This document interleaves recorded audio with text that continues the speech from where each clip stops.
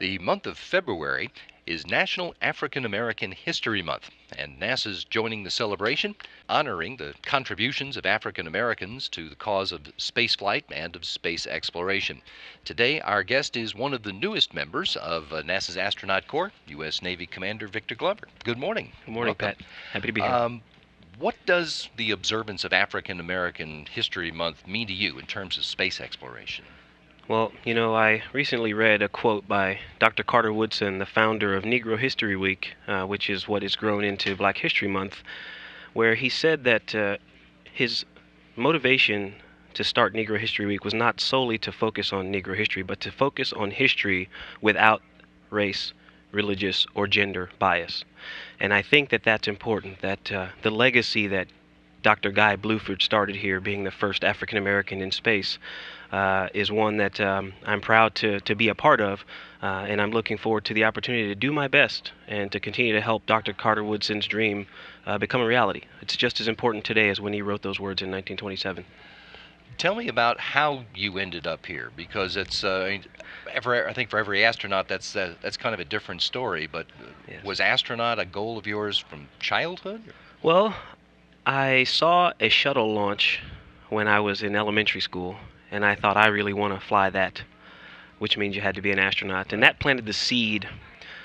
But it grew into a professional aspiration when I saw Pam Melroy give a talk about her flight and about her crew and the technical accomplishments that they achieved on the mission, but really listening to her talk about the members of her crew and how much she respected what they did and how well they worked together.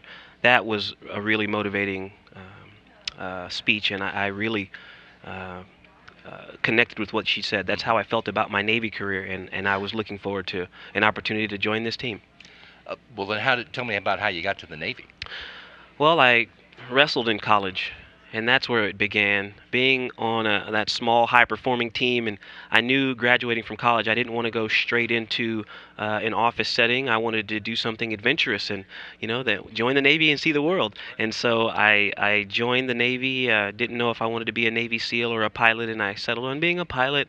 And it's been a great career. It's been a great ride. As you said, you were a pilot. You've been stationed a number of places around the world, right? Yes. My first squadron was in Virginia Beach, and I deployed in support of Operation Iraqi Freedom there. I finished up that tour, and I went to test pilot school, and I went to the Air Force test pilot school in Southern California, and I went from there to test in China Lake in the desert, and I went from there to school and then back to the fleet, and I performed my last operational deployments out of a squadron based in Japan near Tokyo. And then I went from there to Congress, and I did a fellowship in Congress and was working in the office of a senator when I got this job. And you've become an astronaut at a pretty young age. Tell me about what you do as an astronaut. It's been a couple of years since you and your classmates Yes. went through the training, but now you are you've completed that. What do you do now? So the basic 5 things you have to complete in astronaut candidate training are T-38 flying. You have to take ISS systems classes, foreign language training, robotics, and spacewalk training. And so those 5 things, and there are also expeditionary crew skills training where we learn about ourselves and about our team and how to put them together and to work together in various environments. We also study geology and planetary science and lots of other ancillary training, but those 5 things are the core of astronaut candidate training. Astronaut boot camp, if you will.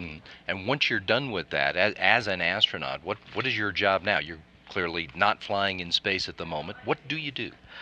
Well, we're here in Mission Control, and one of my jobs is to serve as a capsule communicator, or the person that speaks with the crew on board ISS, and I always love being here in Mission Control. We also have to maintain proficiency in those 5 things that I mentioned earlier. I fly T-38, so we get in the suit and train at the Neutral Buoyancy Lab. We have to maintain proficiency in those things, and then we also have a primary technical job, and my primary job is in the exploration branch, and I work on the ground systems for Orion and SLS. NASA's looking for more astronauts right now, as a matter of fact. That's Aren't right. they? Is it a job you would recommend? I would highly recommend it. I am excited that we're bringing in a new group of astronauts and our astronaut candidates. And I encourage you, if you're thinking about it, if you're just thinking about it, get rid of all the, well, maybe I don't have this degree done yet, or apply. Put your name in the hat and shoot for it. Still taking applications for another couple of weeks, I believe. February 18th is when the application closes. Go to USA Jobs and apply. As you look ahead, I think part of this answer I know is your participation is going to be off of this planet, but in a broader sense, where do you see human space exploration going in the years to come?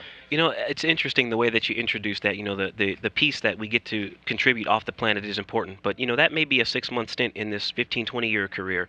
And so I think what we do on the ground is much more significant than what we can do on the space station. I haven't been there yet, so maybe that's not true.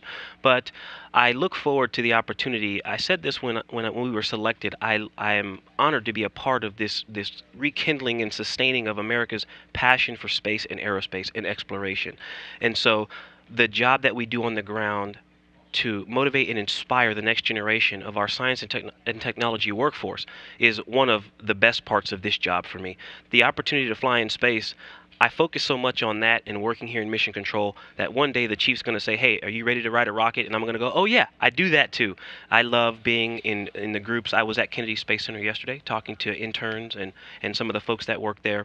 I love the opportunity to talk to folks about what we do and to share the message of the NASA team and the mission and the vision with America. Great. Victor, I really appreciate a few minutes this morning. It's good to hear from you. Pleasure to be here. Navy Commander Victor Glover is one of the NASA astronauts.